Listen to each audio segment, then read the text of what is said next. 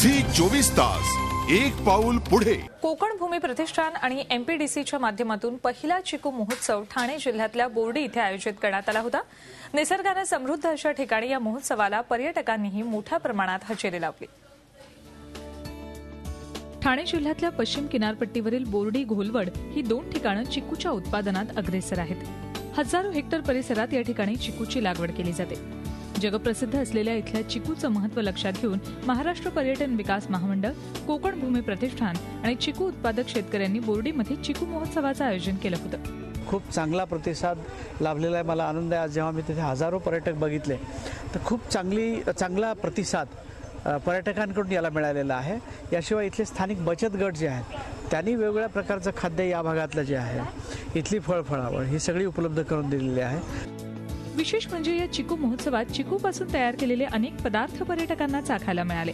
मोठ्या संख्येनं पर्यटकांनी या चिकू महोत्सवाला हजेरी लावली। या महोत्सवामुळे इथल्या चिकूचा गोडवा जगभर पसरेल आणि इथल्या संस्कृतीचं दर्शन जगाला होईल असा विश्वास चिकू उत्पादक शेतकऱ्यांनी व्यक्त केलाय। डिशेस बनवल्यात आणि त्याचं वैशिष्ट्य म्हणजे चिकू मिल्कशेक, चिकू पावडर, चिकू लोणचं, चिकू हलवा आणि ड्राय चिकू।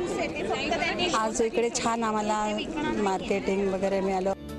राज्यात पहिल्यांदाच अशा प्रकारच्या चिकू महोत्सवाचं यशस्वीपणे आयोजन करण्यात आलं होतं। आपल्या मालाचं योग्य मार्केटिंग आणि पर्यटनाला मिळणारी चालना या दृष्टिकोनातून अशा प्रकारच्या महोत्सवांची गरज व्यक्त होतीये।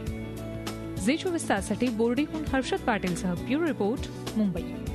झी 24 तास एक पाऊल पुढे।